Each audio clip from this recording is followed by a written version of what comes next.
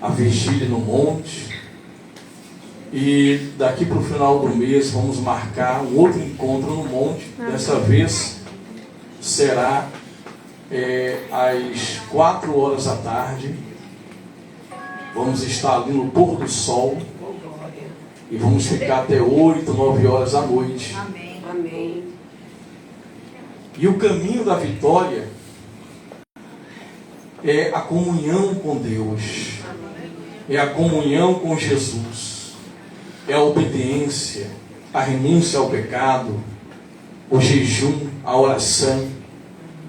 O Senhor Jesus sempre estava subindo aos montes. Ele se preparava e agia. Ele estava em figura humana. Jesus, ele nunca pecou. Adão pecou e entregou a chave da autoridade. Jesus venceu o pecado e a morte e tomou a chave da autoridade e nos deu de volta. Então, não é simplesmente frequentar uma igreja, dizer que tem uma religião, um cargo, seja o padre, o bispo, o apóstolo, o pastor, seja católico, seja evangélico. Não tem nada a ver com religião, tem a ver com comunhão com o Altíssimo, com o Criador. Nem todos que frequentam igrejas são pessoas obedientes à voz de Deus. Nem todos que pregam vivem o que pregam. Então Deus está nos chamando para vivermos a palavra. Deus, ele deseja fazer o que ele começou na igreja primitiva. Não é à toa que em Marcos 16:15 Jesus dá uma ordem.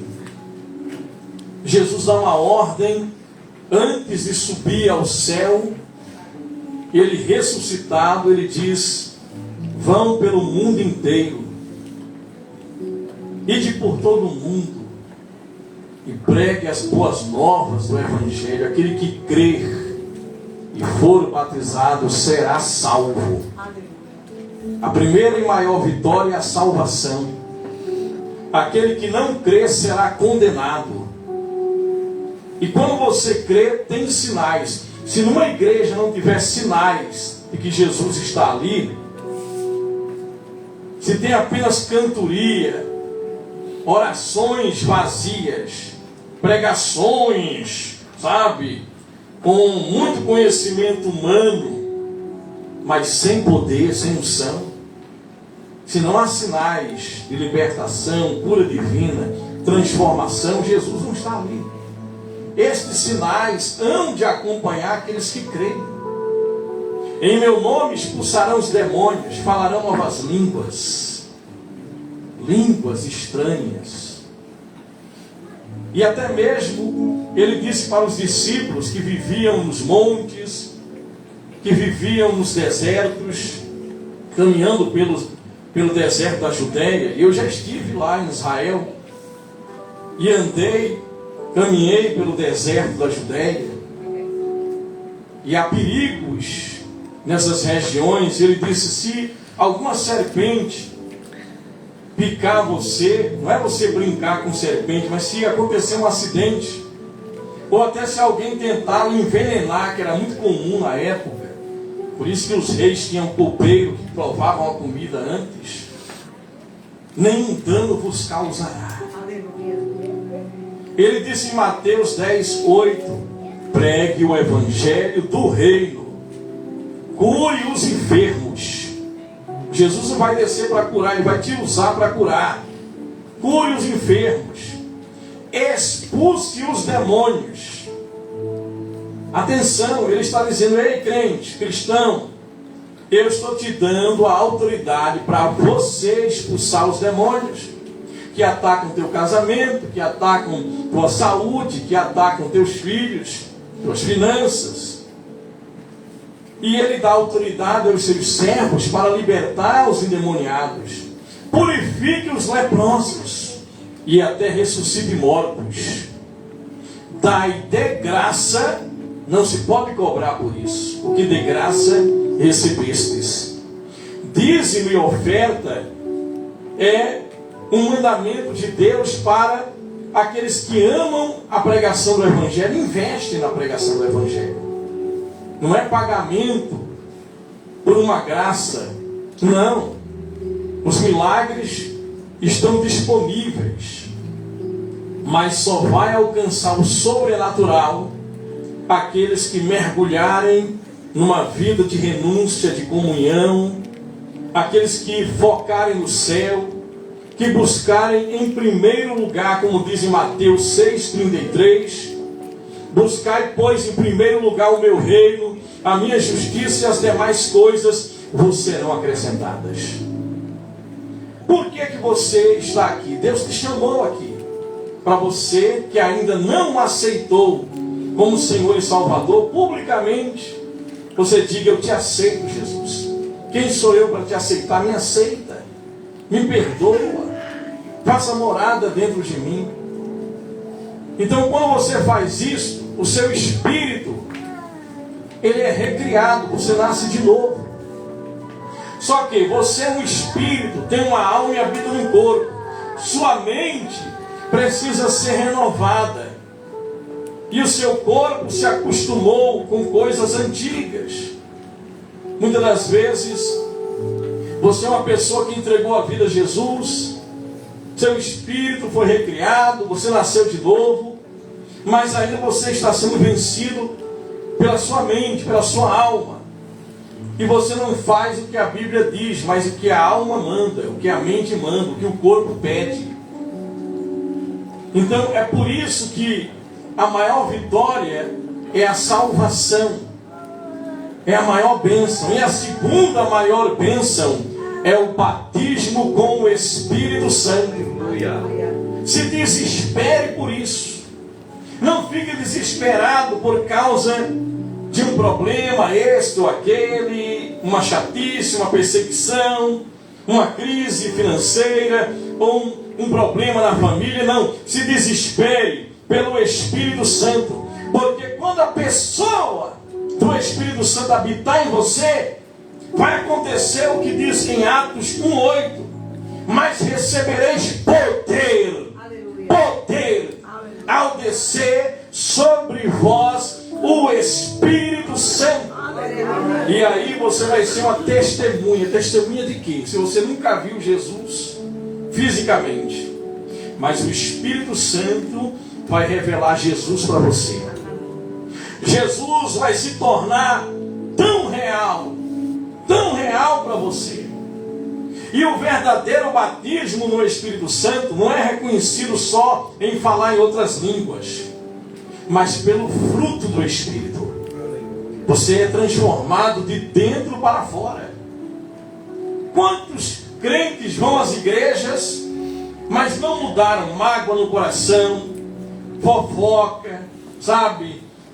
Ainda xingam palavrões, vivem na bebedeira, dá glória na igreja, em casa bate na mulher. Porque, e muitas das vezes até falam em línguas, mas essas línguas devem ser questionadas. Porque o Espírito Santo, quando ele habita dentro da sua mente, do seu coração, então você é transformado da água para o vinho. E você recebe amor, paz, alegria, bondade, benignidade, longanimidade, mansidão, domínio próprio e fidelidade. Você é uma pessoa amável, uma pessoa que tem domínio próprio. Isso não quer dizer ausência de raiva. Às vezes você pode ter uma raiva, às vezes você pode ter momentos de tristeza, você vai enfrentar desafios, mas você vai vencer tudo. Porque o Espírito de Deus é o próprio Deus habitando em você. E o seu corpo é templo. Então Deus te dá o direito de ter cura divina. Cura divina. Mas não é só ser curado, é permanecer, manter a cura. Jesus disse para alguém que ele curou, ele disse: vá e não peques mais, para que algo pior não te aconteça. Por que a libertação de alguns demora? Porque você aceitou Jesus, seu espírito foi recriado instantaneamente, mas você não está renovando sua mente, continua com os velhos hábitos. Você precisa dar o seu Isaac. Lembra de Abraão? Abraão, falta uma coisa para você. Entrega esse menino para mim. Isaac significa riso, felicidade. Entrega para mim o teu Isaac. E o menino tinha 12 anos. Abraão esperou 25 anos. O filho da velhice. E Abraão pegou Isaac, caminhou 3 dias. E o menino: pai, eu estou vendo aqui a madeira para fazer a fogueira, para queimar o holocausto. Eu estou vendo o cutelo que vai matar o animal, mas cadê o animal para o sacrifício? E Abraão disse: Deus proverá. Aleluia! E ele estava pronto para sacrificar o próprio filho, mas Deus não quer sacrifício humano, nem sacrifício de criança. E quando Abraão ia sacrificar, então Deus bradou e disse: Abraão, não faças mal ao menino, porque eu sei que tu me amas. E Abraão se tornou o pai da fé, porque entregou o seu tudo para Deus. Deus não quer você 50%. Eu sou uma pessoa que crê em Deus, mas também não pode ser tanto assim. O mundo é radical. O satanismo está aí. As pessoas se entregam 100% às profundezas de Satanás. E muitas das vezes o cristão, ele não se lança 100% na presença do Espírito Santo. Ele não se doa na obra de Deus. Eu estava atendendo uma pessoa que disse: olha, esse mês é um mês, o orixá, eu ia dar um bode para ele. Ele disse que não quer bode não, ele quer 2 carneiros, e cada um custa R$436. E eu vou ter que dar porque o meu orixá pediu. Quantas pessoas, vão meia-noite, 2 da manhã para as praias, matas virgens, lugares, solitários. Eu atendi uma pessoa que disse: olha, a minha sobrinha vai ficar 15 dias. Vão cortar a cabeça dela com uma gilete, vão colocar pó de pemba, e ela vai ficar 15 dias ali tomando banho daquela água que lava os animais e comendo carne crua durante 15 dias ali no Rancor. E as pessoas se entregam porque elas querem dinheiro, elas querem riqueza, elas querem poder, elas querem, de repente, aquele homem ou aquela mulher diz: eu quero aquela mulher para mim, eu quero aquele homem para mim. E as pessoas se entregam a Satanás. Eu vivi na África muitos anos, foram quase 10 anos. Quando você se entrega a Jesus, você não pode se entregar 30%, 50%, 90%. Não, é um casamento, é uma aliança. O seu marido pertence somente a você. Sua esposa pertence somente a você. Ambos são uma só carne. É por isso que o inimigo investe com a música secular, energias das músicas mundanas.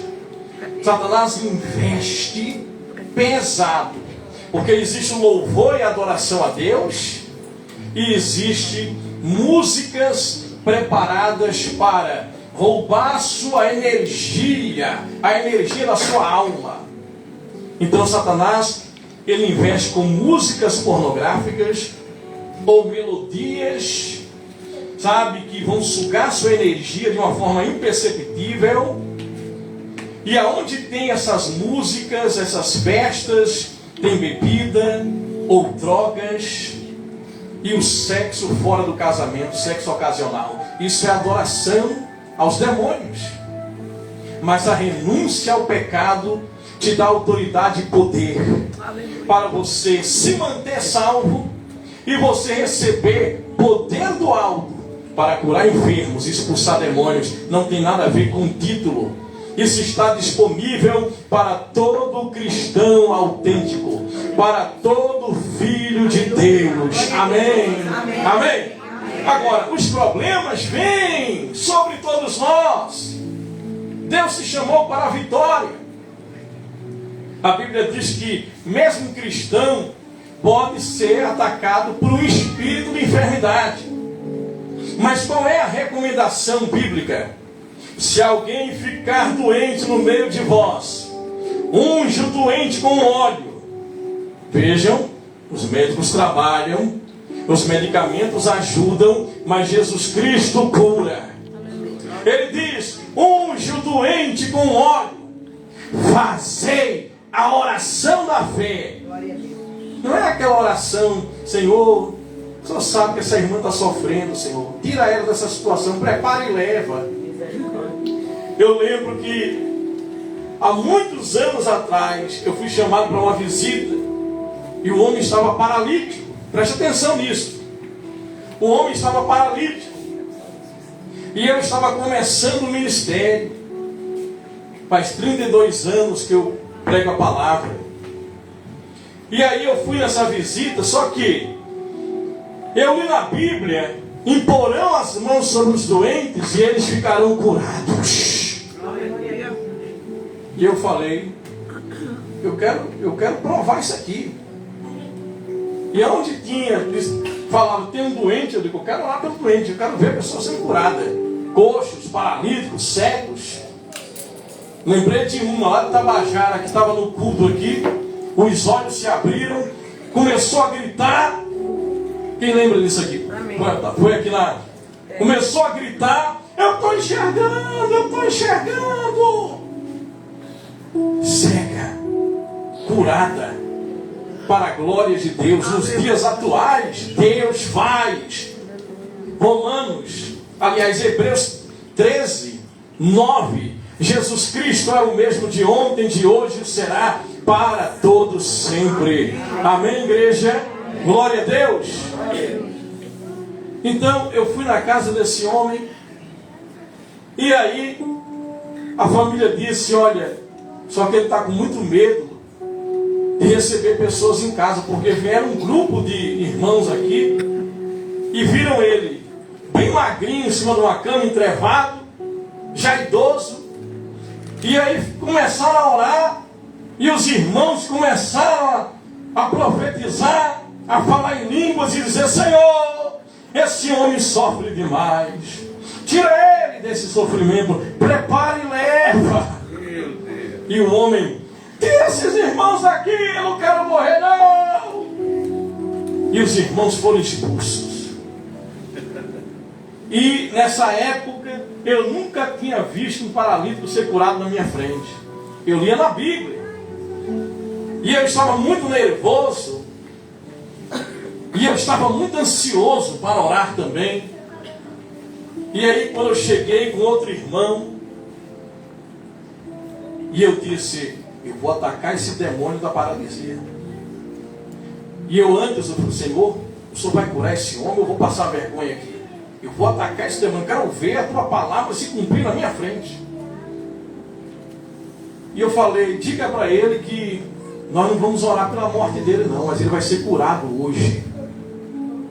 Muitos aqui receberam cura hoje. Amém, glória a Deus. De repente você estava doente, nem sabia, Jesus já te curou, já te livrou. Amém? Tem um que está com os exames aí, mandou para mim ontem, vai trazer o antes e o depois. Até pedras dos rins desapareceram e ele foi curado da diabetes. Todos os exames agora normais. E ele não sente mais nada. E ele tem o antes e o depois, vai trazer aqui para compartilhar com a igreja. Amém? Já mandou aqui os resultados. E aí quando eu vi aquela situação, eu falei, Senhor, nós viemos aqui orar pela sua saúde, o Senhor vai ser curado. Ele não acreditava. Mas Deus é misericordioso. E eu falei, eu vou usar a minha fé. E eu falei, Espírito Santo, está escrito, imporão as mãos sobre os doentes, eles ficarão curados. E eu disse, fique curado em nome de Jesus. Quando eu falei isso, Ninguém sabia. Mas eu estava jejuando a semana inteira. Ninguém sabia. Mas eu passei do sábado para o domingo uma vigília de oração, louvando a Deus e adorando a Deus, e ninguém sabia. Ninguém sabia disso.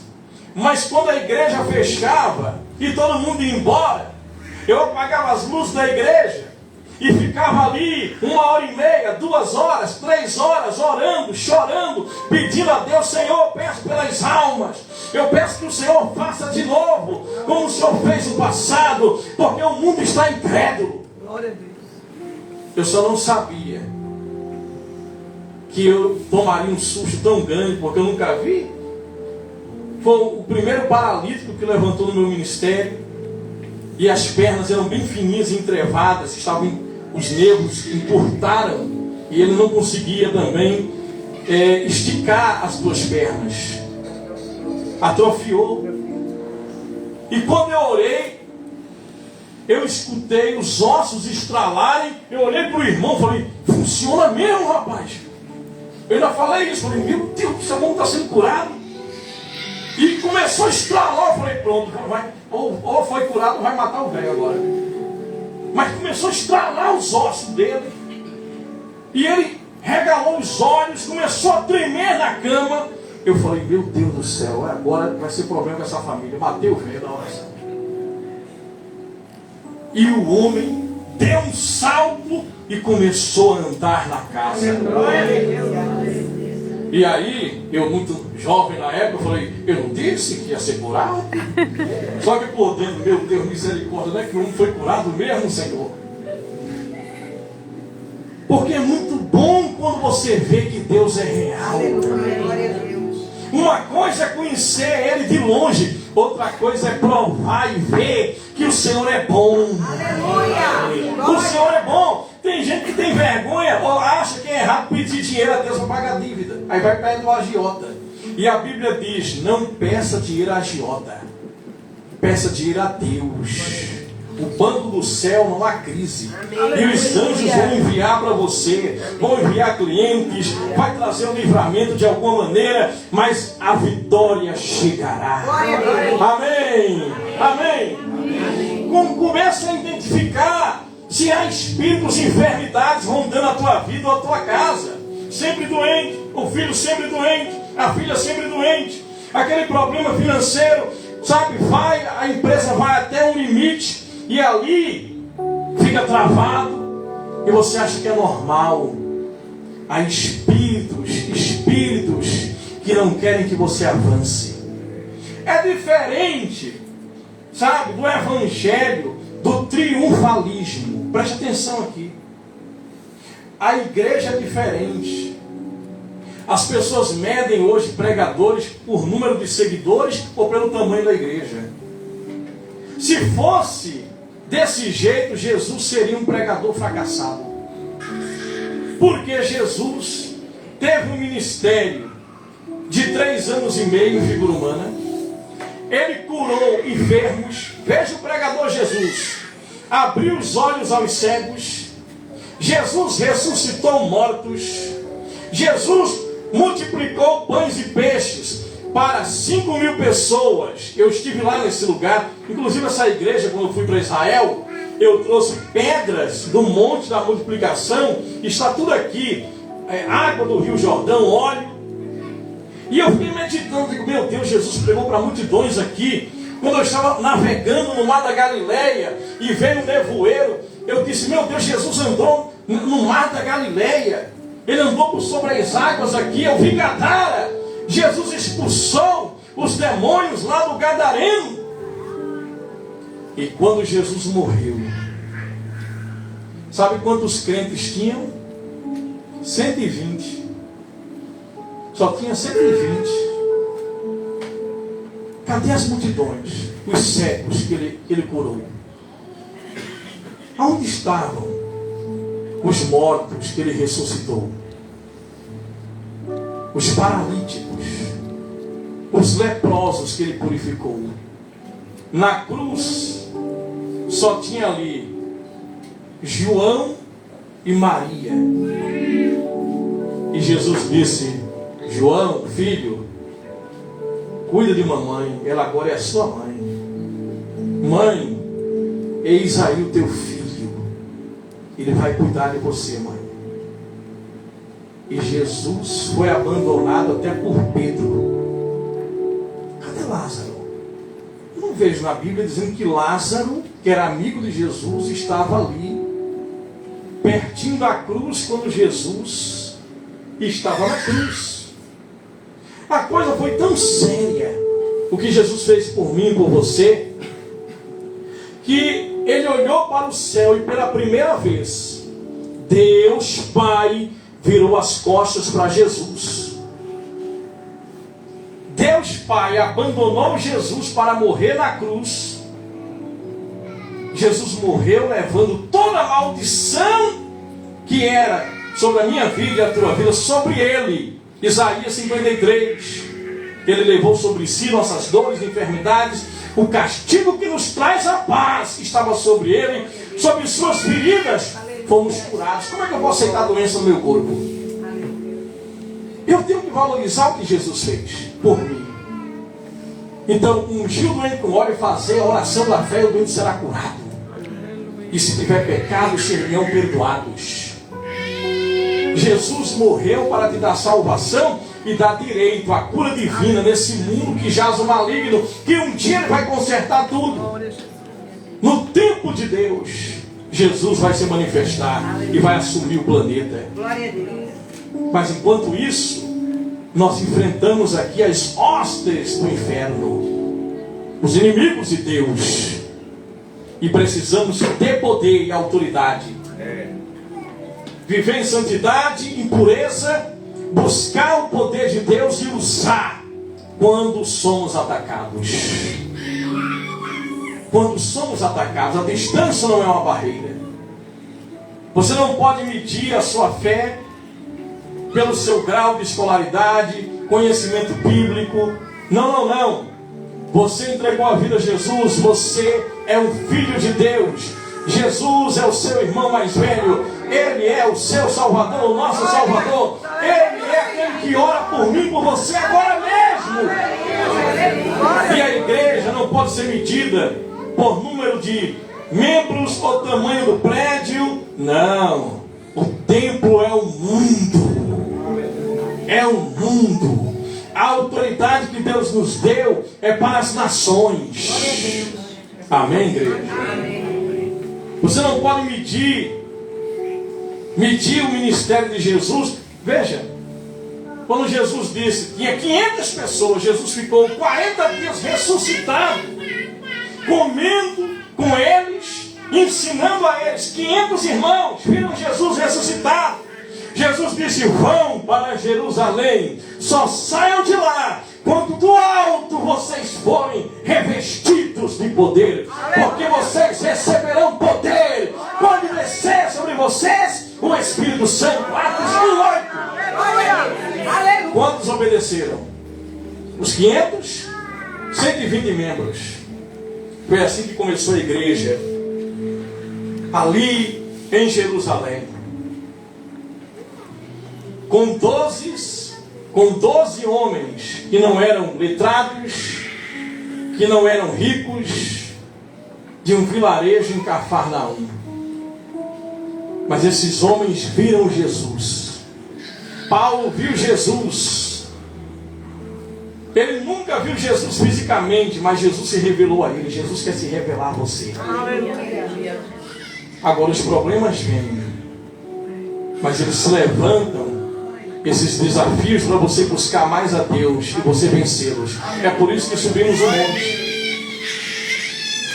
Na igreja nós somos servos. Você pode ser advogado, juiz, você pode ser delegado, você pode ser o que for lá fora.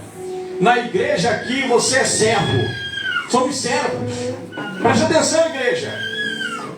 Eu falei aqui de um pastor que foi pregar numa igreja. Lembrem-se disso. E ele chegou, tinha um obreiro varrendo a igreja e recepcionando as pessoas. E esse obreiro disse: olha, pastor, o pastor principal não chegou ainda, sente aqui. deixa eu trazer uma aguinha para o senhor. Trouxe aguinha, trouxe café, uma bandejinha. E aí, quando o pastor da igreja chegou, olha, desculpa aí a demora, rapaz, vem cá, que obreiro é aquele ali, rapaz? Cheguei, tá senhorzinho já, varrendo a igreja, me atendeu muito bem. Me atendeu, trouxe cafezinho, trouxe água, toda hora entrando aqui para saber se eu estava bem. Que homem humilde, que obreiro, rapaz, você tem aqui? Aí ele falou, isso aí é o juiz da cidade. E às vezes você vê sujeito, eu sou pastor, e fica peito de pombo. Eu sou diácono, sou isso, aquilo, outro. Quanto mais Deus te dá, mais seja humilde na obra de Deus, para Deus te usar. Deus não usa orgulhosos. Deus não vai fazer milagres extraordinários em alguém que vai usar isso, sabe, para dizer, fui eu, olha aí como eu oro, como acontecem as coisas. Não! A glória, a honra é para Jesus. E Ele é tão bom que Ele honra os seus servos. Ele abençoa os seus servos. Amém, igreja? Glória a Deus. Vamos lá. Salmo de número 126. Quando o Senhor restaurou a sorte de Sião, ficamos como quem sonha.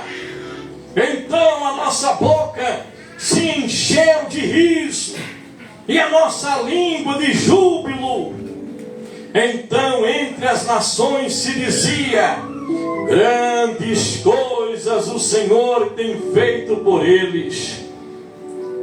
Igreja, olha para a pessoa que está do seu lado e diga: grandes coisas Deus vai fazer na tua vida, viu? Até os teus inimigos, até quem não gosta de você, vai ter que reconhecer que Deus é na tua vida. Você sabia disso? Até quem não gosta de mim. Hã? Lembra? Você não vai com a minha cara. Até quem não vai com a tua cara vai ter que reconhecer que a mão de Deus está na sua vida. Você não é apenas vencedor, você é mais que vencedor. Os problemas que você está enfrentando, esses desafios, é para você correr para Deus e não para longe dele. Agora o inimigo pode dizer para você: rapaz, olha aí, cadê o teu Deus? Cadê a tua fé? Olha os problemas. Me mostra na Bíblia qual foi o homem de Deus e mulher que não enfrentou desafios, mesmo cheios do Espírito Santo, cheios do poder de Deus. Porque este mundo, Jesus não enganou ninguém. O maligno existe, o mal existe. Só está faltando agora Satanás aparecer fisicamente. Só está faltando ele aparecer. Você está vendo aí astros de Hollywood. Você está vendo aí atores, atrizes, cantores seculares. Você está vendo aí a igreja em si, a corrupção, a maldade. Sabe, a multiplicação de falsos profetas, falsas igrejas. Pelo fruto se conhece a árvore. Deus faz sinais e maravilhas aonde Ele está. E o Evangelho, a pregação, é a pregação pura, simples, para que você creia e obedeça. E o chamado não é para massagear a sua alma. Não é para você ser um crente mimado, sabe? Mas para você se tornar um homem de guerra, um soldado no exército do Senhor, uma mulher de Deus no exército do Senhor. Porque se você for sentimental, se você for, sabe, aquela pessoa que qualquer coisinha, ninguém me ama, a igreja, o pastor foi duro comigo, os irmãos, você não vai resistir. Por isso seja forte e corajosa, forte e corajoso, porque Deus está conosco. Amém? Para encerrar por hoje, 1 João 5, 26. Abre aí. Eu não terminei ainda aqui, não foi? Salmo 126. Olha aí, ó, quando Deus faz milagres, a gente fica alegre. E todos vão dizer: o Senhor fez coisas grandes por eles. Com efeito, grandes coisas fez o Senhor por nós. Por isso estamos alegres. Restaura, Senhor, a nossa sorte, como as torrentes no Negueb. Os que com lágrimas semeiam. Pregador, não desista. Você não sabe, de repente você foi ungido para salvar, sabe, 100 pessoas, 100 ovelhas. E você está aí triste porque sua igreja só tem 100 pessoas. E aí você olha para o outro pregador lá, que tem 3.000, e você diz: ele tem 3.000 membros, eu tenho 100. E se Deus te ungiu para você ganhar 100 pessoas? E se Deus te ungiu para você cuidar de 1.000 ovelhas? E se Deus te ungiu para você cuidar de 10.000? Se Deus te der 100 milhões de almas, descanse no Senhor.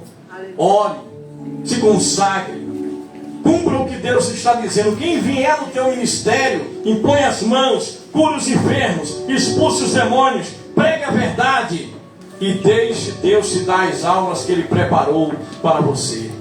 Amém, igreja? Glória a Deus. Às vezes, quantos pastores aí estão tristes, desanimando? Ah, meu Deus, minha igreja só tem, 50 pessoas, 100 pessoas. Ah, minha igreja tem 3.000, o outro de lá tem 50.000 pessoas. Não, pregador.